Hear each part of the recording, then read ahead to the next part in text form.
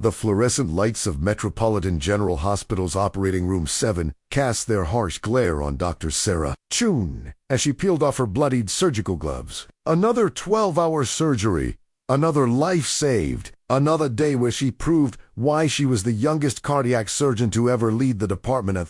Her hands, steady as a rock during the most complex procedures, trembled slightly from exhaustion as she threw the gloves into the medical waste bin.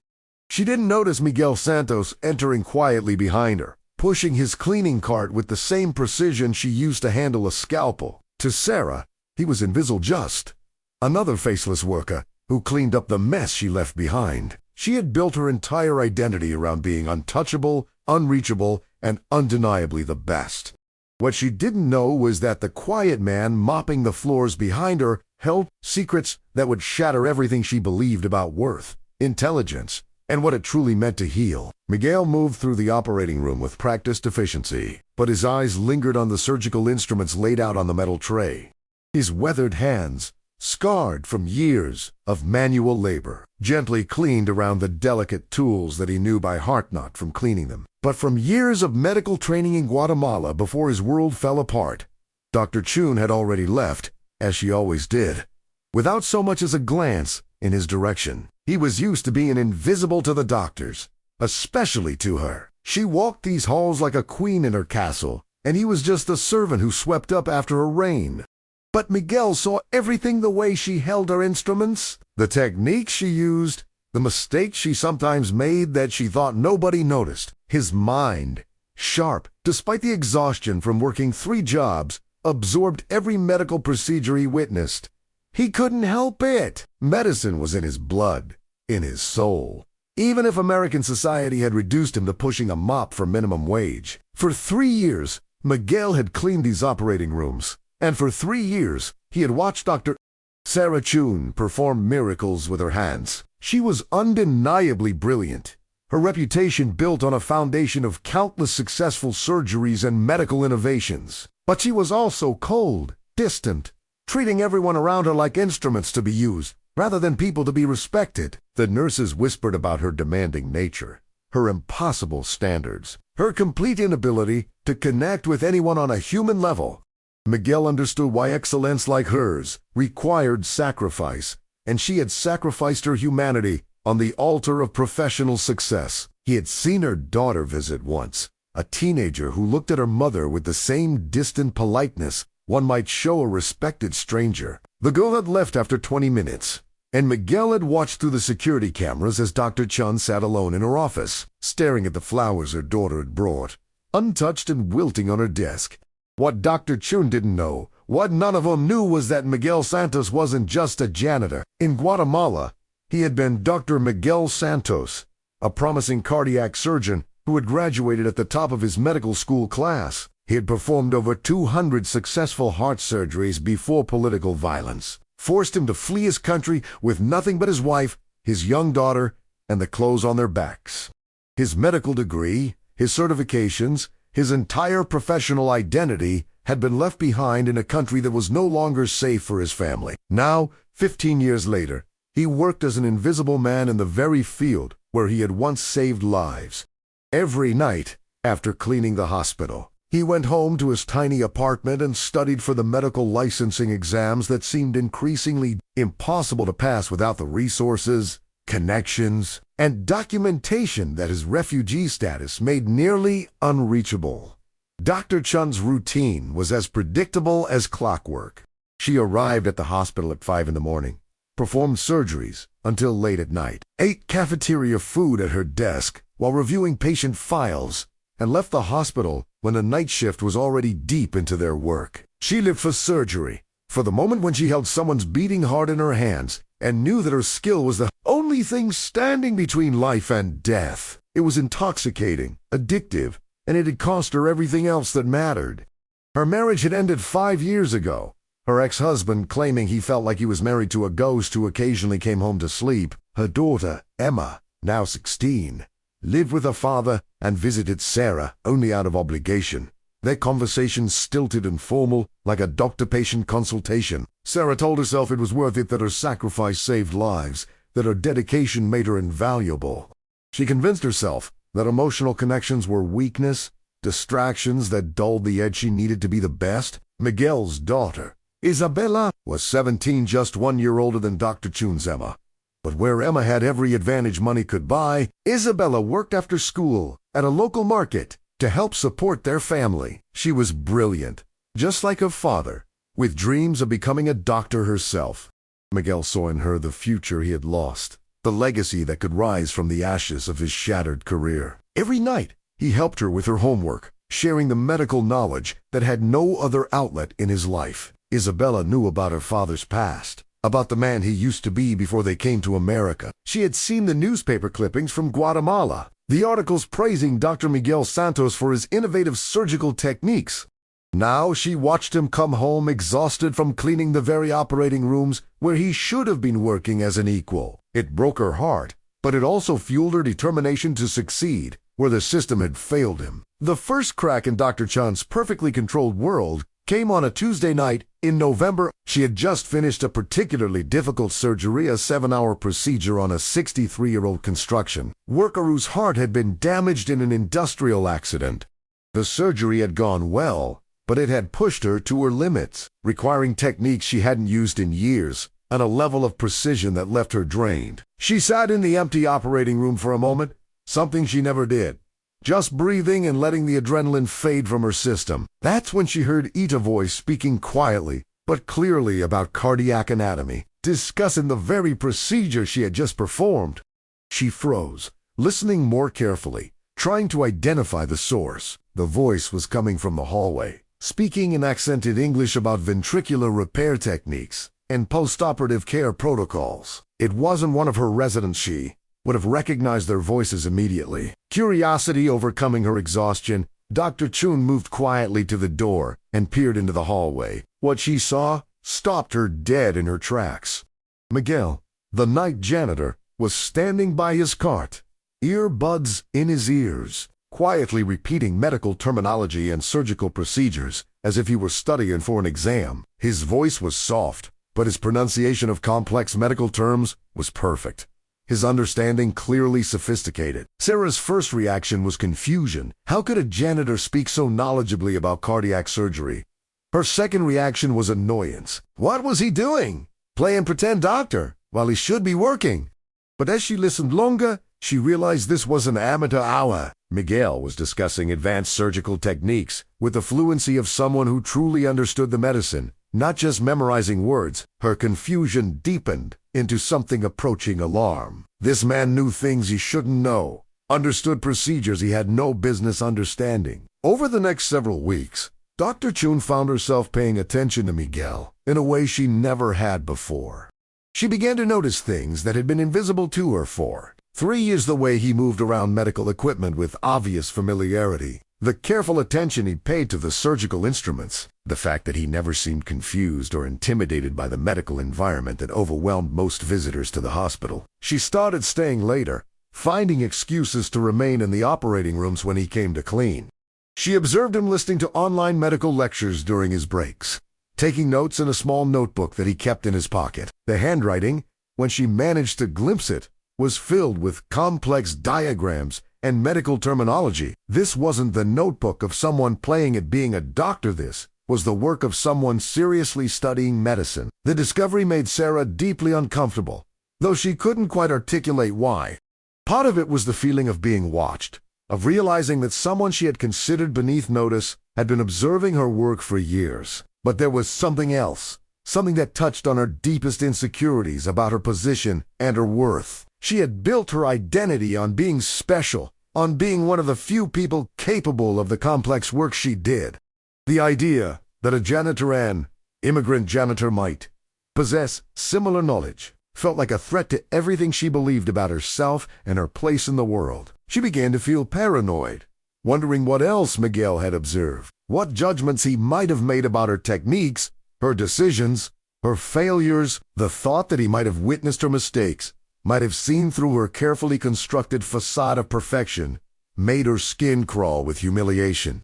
Sarah's discomfort grew into active resentment. Who did this man think he was? What gave him the right to listen in on medical procedures to study techniques he would never be qualified to use. She had spent 12 years in medical school and residency, had sacrificed her youth, her relationships, her happiness to earn her place in these operating rooms. She had earned her knowledge through exhaustion, through 36-hour shifts that left her delirious with fatigue, through the crushing pressure of knowing that people's lives depended on her decisions. And here was this janitor, this man who cleaned floors for a living, acting like he belonged in her world. The audacity of it infuriated her. She began to watch him with growing hostility, looking for evidence of overreach, for proof that he was stepping beyond his designated role. She found herself hoping to catch him touching something he shouldn't, accessing information he wasn't authorized to see, giving her a legitimate reason to report him to hospital administration. The breaking point came in late December, during one of the hospital's busiest periods. Dr. Chen was working her third consecutive 80, her surgical schedule packed with holiday emergency cases and procedures that had been delayed too long.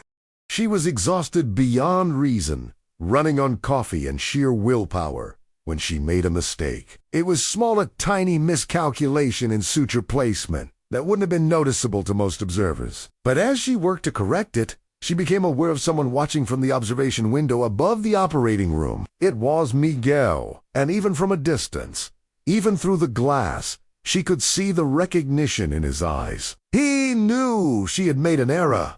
He had caught her in a moment of imperfection, and the knowledge of it made her hands shake with rage and humiliation. After the surgery, she stormed out of the operating room, her composure finally cracking under the weight of exhaustion and wounded pride. That night, Sarah made a decision that would haunt her for months to come. She sat in her office, typing up an incident report about Miguel's unauthorized observation of medical procedures and his inappropriate interest in confidential patient information. She described as listening to medical lectures during work hours, his note-taking, his obvious familiarity with surgical procedures that were far above his pay grade. She portrayed it as a security risk, a violation of hospital policy, grounds for immediate termination. As she typed, she told herself she was protecting the hospital, maintaining professional standards, ensuring that boundaries remained clear between doctors and support staff. But deep down, she knew the truth. She was striking out at someone who had made her feel vulnerable, someone whose very existence challenged her sense of superiority. She was using her power to crush someone who couldn't fight back, and she was doing it because her pride couldn't handle being witnessed in a moment of weakness. But Sarah hesitated before submitting the report. Something held her back, perhaps the last vestige of the idealistic young medical student she had once been, the girl who had dreamed of healing people and making the world better. She saved the document as a draft and went home, telling herself she would think about it overnight. Days passed, then weeks, and still the report remained unsent. Meanwhile, Miguel continued his quiet routine. Unaware that his job, his family's livelihood hung in the balance of one woman's wounded ego, he continued cleaning, studying, hoping, working toward a dream that seemed impossible, but that he couldn't abandon. His daughter Isabella was applying to colleges, dreaming of pre-med programs that seemed financially out of reach, but academically within her grasp. His wife Maria worked double shifts at a textile factory, her hands raw from the machines, supporting his quiet pursuit of medical licensing that seemed to advance at a snail's pace. The winter months passed in a strange, tense equilibrium. Dr. Chen performed her surgeries with her usual skill, but she found herself increasingly isolated from her colleagues, increasingly dissatisfied with her carefully constructed life. Her daughter Emma made fewer visits, their conversations growing even more stilted and formal. Sarah threw herself deeper into her work, accepting every difficult case, every complex procedure, as if surgical success could fill the growing emptiness in her personal life. Meanwhile, Miguel continued his invisible existence, cleaning her operating rooms, studying during his breaks, dreaming of a future where his skills might matter again. Neither of them realized that their lives were on a collision course that would force them both to confront truths they had been avoiding for years. The catalyst came in early March, on a night when spring was just beginning to hint at its arrival. Miguel Santos was walking home from her job at the market when a drunk driver ran a red light and struck her at a crosswalk. The impact threw her 30 feet, and she landed with a sickening crack that echoed through the empty street. Witnesses called 911 immediately, and she was rushed to Metropolitan General Hospital, the same hospital where her father spent his nights cleaning operating rooms and dreaming of the career he had lost. Isabella was unconscious when the ambulance arrived, her injuries severe and potentially life-threatening. The paramedics worked frantically to stabilize her vital signs as they raced through the city streets, unaware that they were bringing the daughter of one of the hospital's most overlooked employees to the place where her father's broken dreams lived in the shadows. Miguel was cleaning the recovery wing when his supervisor found him, the man's face grave with news that would shatter the quiet janitor's world. Isabella had been brought to the emergency room with multiple injuries, severe head trauma, internal bleeding, and what appeared to be significant damage to her chest and abdomen. Miguel dropped his mop and ran through the hallways he knew better than his own home, his heart pounding with terror that was far worse than any fear he had experienced during his most difficult surgeries years ago in Guatemala.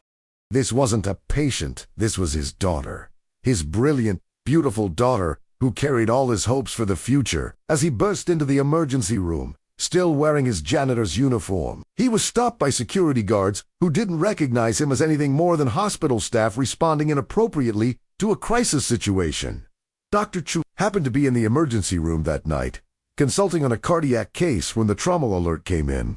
She watched from a distance as the medical team worked on the young girl, noting the severity of the injuries and the complexity of the case. It would require multiple specialists, hours of surgery, and even then, the outcome was uncertain. What caught her attention wasn't just the medical challenge, it was the man in the janitor's uniform who was being restrained by security, his face a mask of agony as he fought to get closer to the patient. Recognition dawned slowly. It was Miguel, and the broken girl in the gurney was clearly his daughter. Sarah watched as he pleaded with the security guards in rapid Spanish, his desperation palpable even across the crowded emergency room. For the first time in years, she saw him not as an invisible service worker, but as a human being in the worst moment of his life. The lead trauma surgeon was Dr. Williams, a competent but unimaginative physician who was clearly overwhelmed by the complexity of Isabella's injuries.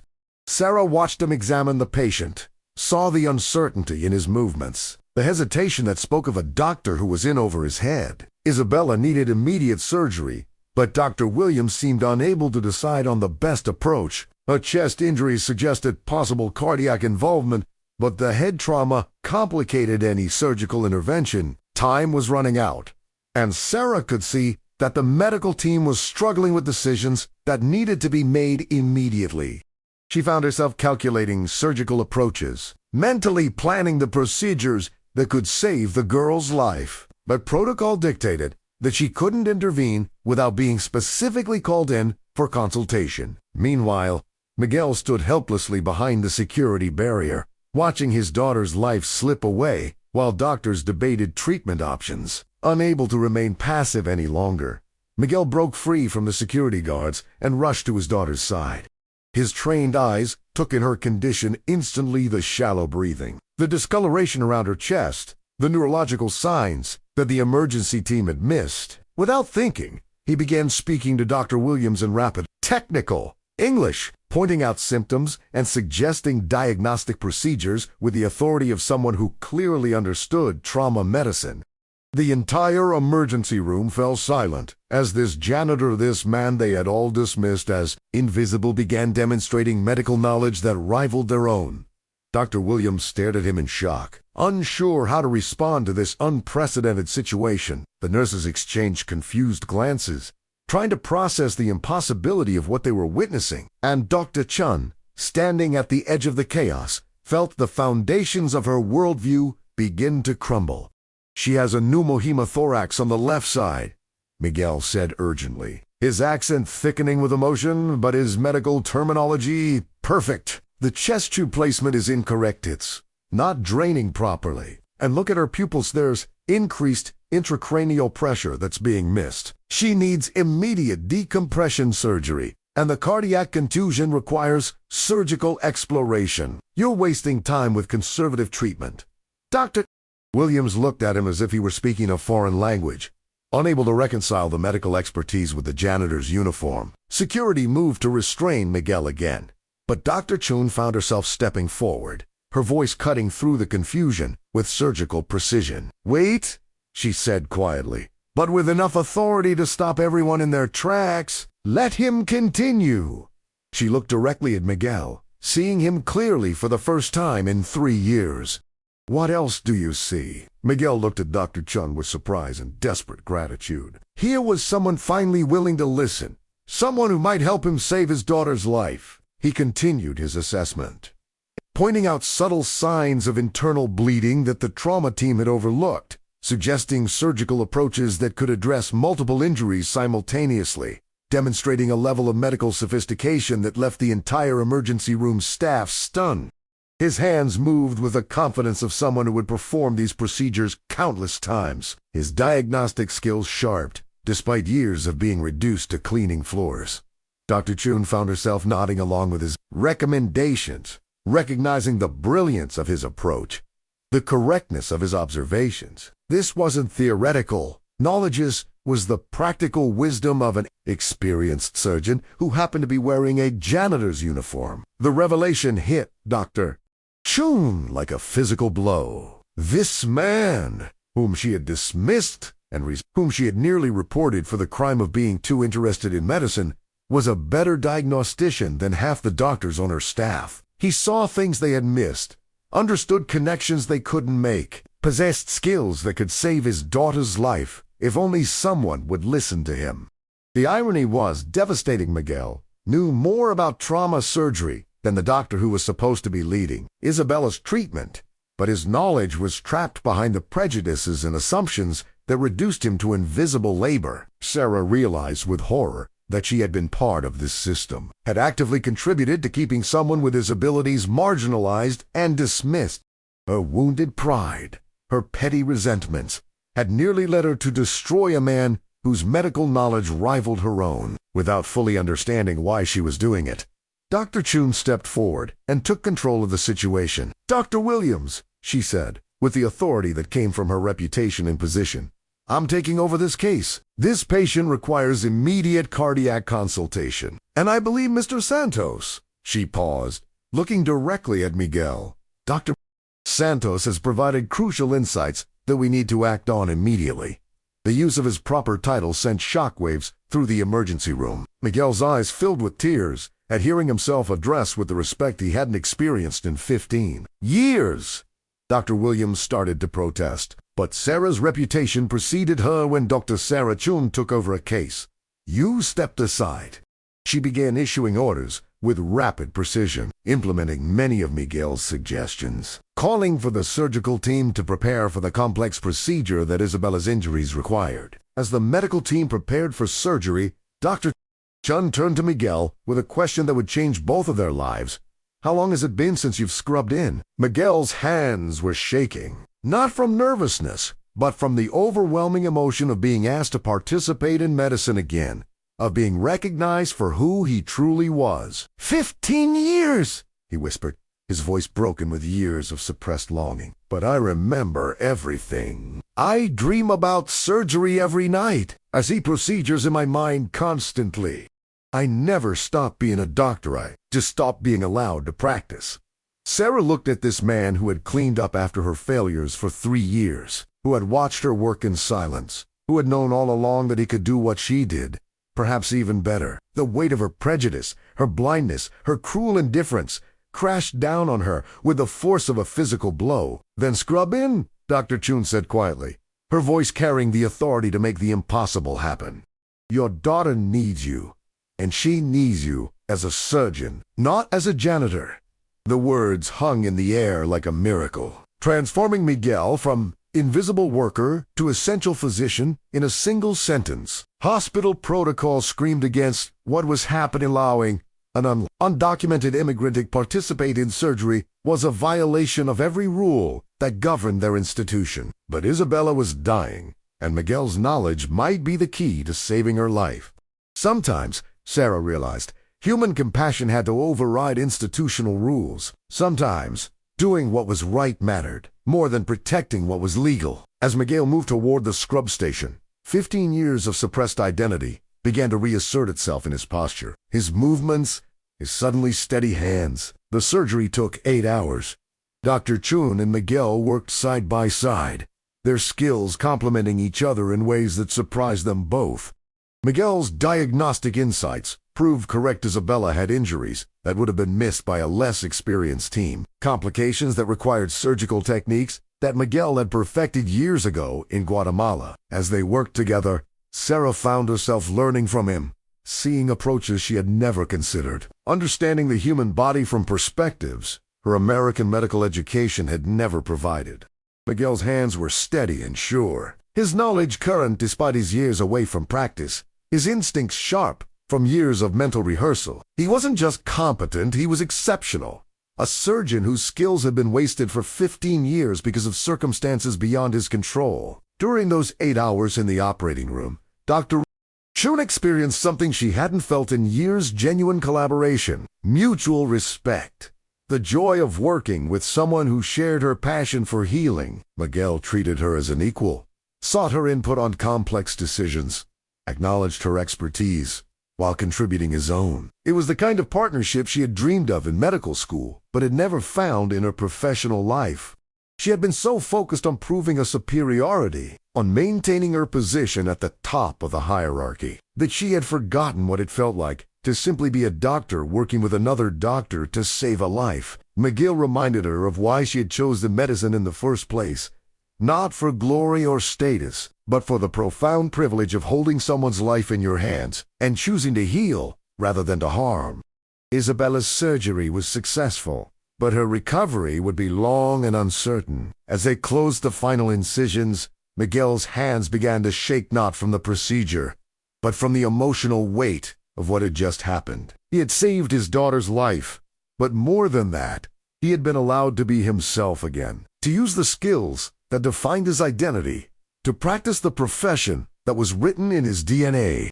Chen watched tears stream down his face behind his surgical mask, understanding for the first time the depth of loss this man had carried for 15 years. She had complained about the sacrifices her career demanded, but she had never lost the right to practice medicine entirely. She had never been reduced to cleaning the floors where she should have been saving lives.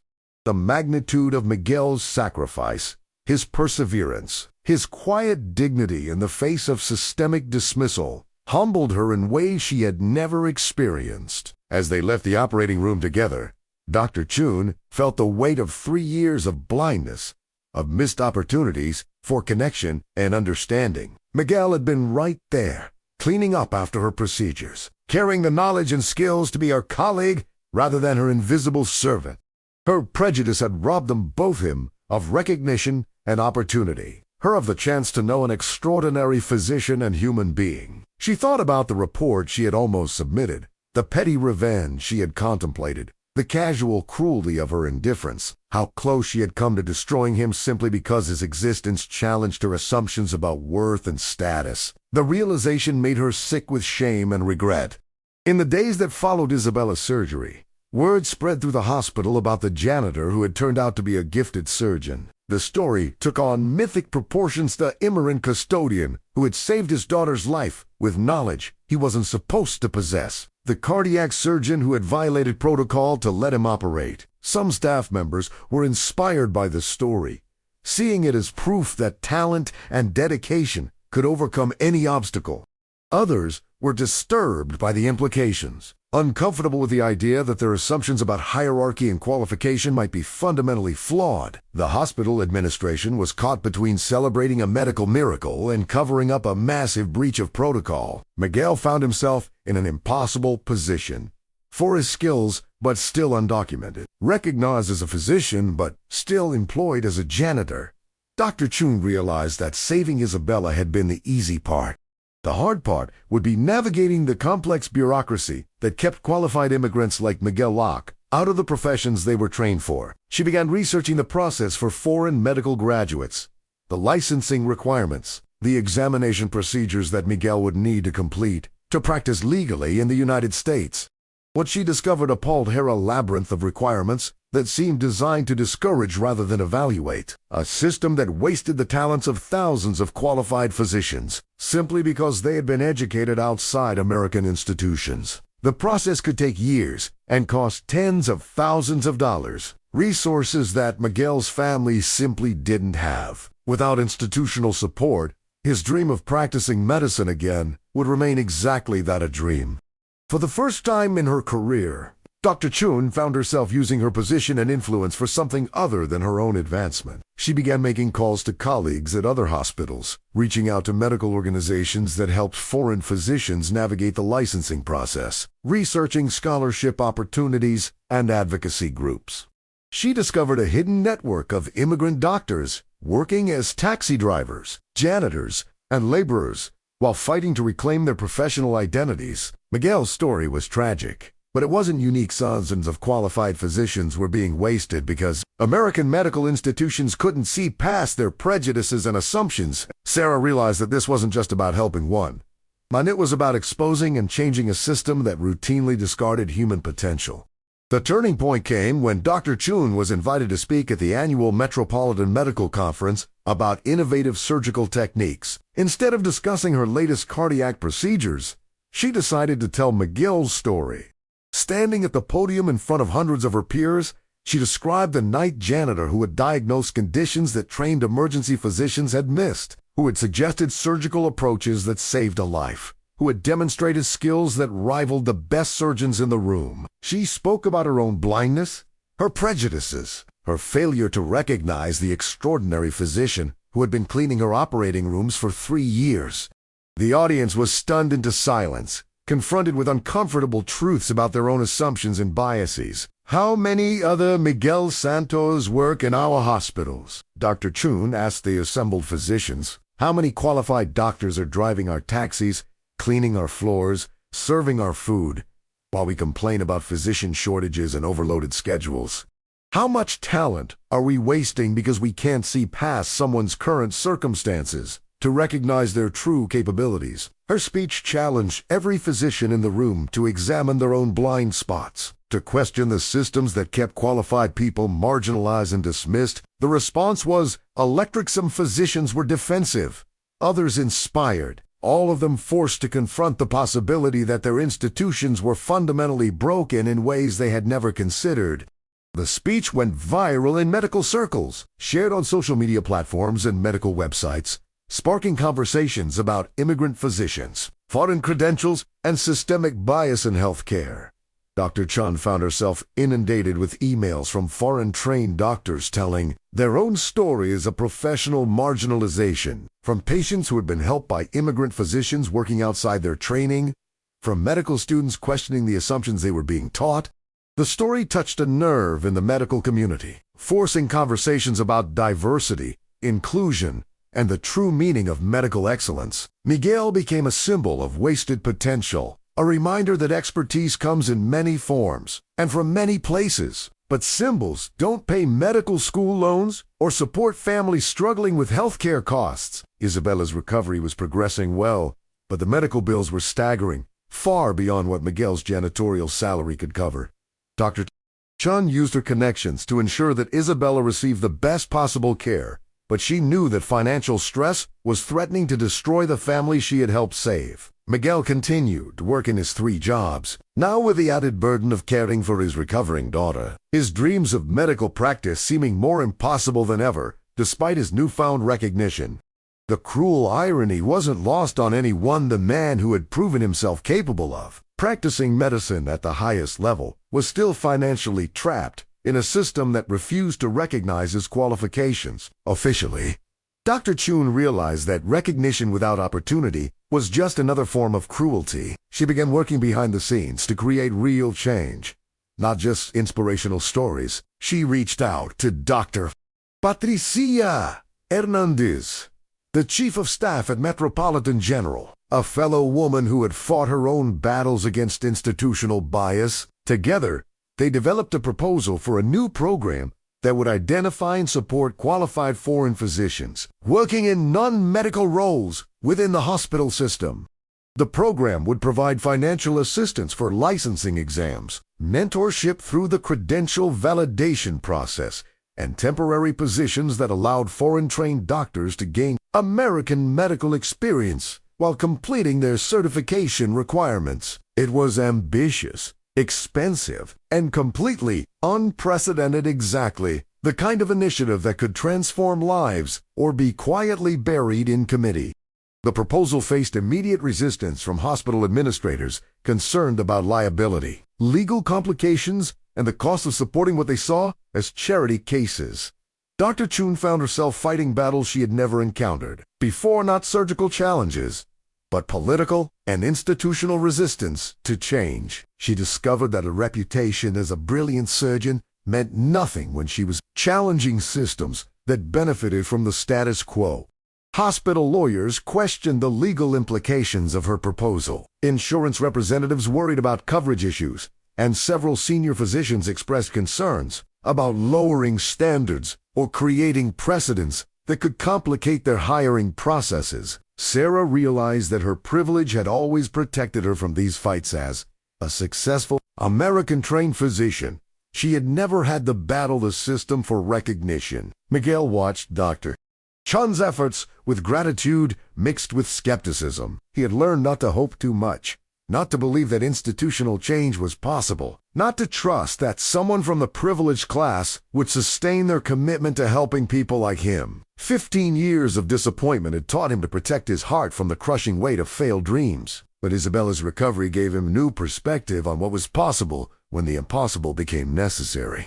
His daughter would live because Dr. Chen had chosen to see him as more than a janitor at the crucial moment. Perhaps, he began to think, other impossible things might also become possible if the right person was willing to fight for them. The breakthrough came from an unexpected source: Emma Chen, Dr. Chen's teenage daughter.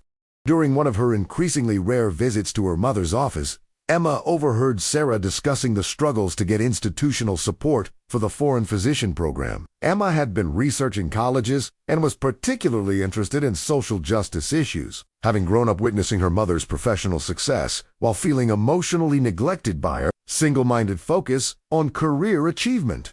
For the first time in years, Emma saw her mother fighting for something beyond personal advancement, working to help people rather than just to prove her own worth. It sparked something in their relationship that had been dormant for years: mutual respect and shared purpose. Emma suggested that her mother take the story public, beyond the medical community.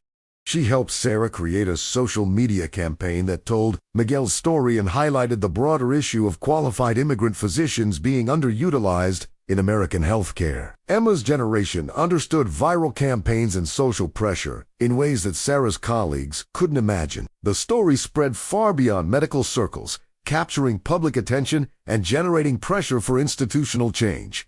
News outlets picked up the story, featuring interviews with Miguel and other foreign-trained physicians working in non-medical jobs. The narrative became a symbol of American waste and opportunity, challenging viewers to question their own assumptions about immigration, qualification, and human potential. The media attention forced Metropolitan General Hospital's administration to respond publicly to Dr. Chen's program proposal.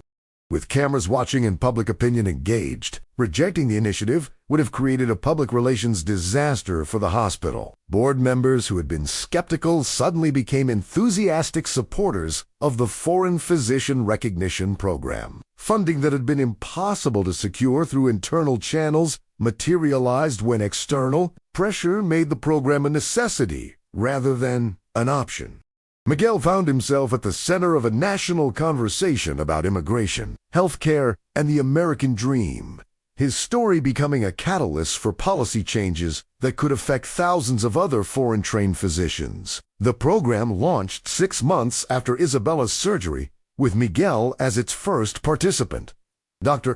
Chen insisted that he'd be given a position as a surgical resident while completing his licensing requirements, working under supervision, but finally practicing medicine again in an official capacity. The moment when Miguel put on surgical scrubs, with his real name embroidered on the pocket, was captured by photographers documenting the program's launch. His tears were visible to everyone present as he ran his fingers over the name Dr. Miguel Santos for the first time in 15 years. Dr. Chen stood beside him, no longer his supervisor cleaning up his workspace, but his colleague and advocate, someone who had learned to see beyond her own assumptions to recognize the extraordinary in the ordinary. Working together officially, Dr. Chen and Miguel discovered that their professional partnership was even more effective than their emergency collaboration during Isabella's surgery. Miguel brought perspectives and techniques that challenged Sarah to grow as a surgeon, while her institutional knowledge and connections helped him navigate American medical practice. They began collaborating on complex cases, publishing research together, developing new surgical approaches that combined their different training backgrounds. Their professional relationship became a model for the program, demonstrating that diversity in medical education and experience strengthened rather than weakened healthcare teams. Sarah found herself learning constantly from Miguel, her own surgical skills improving through exposure to his different approaches and insights. Isabella's recovery became complete, just as her father was completing his medical licensing requirements. The girl who had nearly died became a powerful advocate for immigrant families, speaking at program events about the importance of recognizing her father's true identity and capabilities. She had always been proud of Miguel, but now she could be proud publicly, without the shame and secrecy that had surrounded his hidden medical knowledge. Isabella decided to pursue pre-medicine studies, inspired not just by her father's example, but by Dr. Chen's willingness to fight for what was right. The two families, the Chens and the Santoses, found themselves connected by shared experiences of sacrifice, recognition, and the healing power of seeing people truly. Dr. Chen's relationship with her daughter, Emma, was transformed by her work with Miguel's family. Emma saw her mother fighting for someone else's child with the same intensity she brought to surgery, demonstrating that caring deeply didn't weaken professional effectiveness, it strengthened it. Their conversations began to focus on purpose and meaning rather than just achievement and status. Emma chose to attend college close to home, wanting to be part of her mother's evolution from brilliant but isolated surgeon to advocate for systemic change. Sarah realized that success measured only by personal advancement was hollow compared to success that lifted others along the way. The Foreign Physician Recognition Program expanded rapidly, supported by federal grants and private donations that flowed in response to the publicity around Miguel's story. Other hospitals began developing similar initiatives, and medical schools started creating pathways for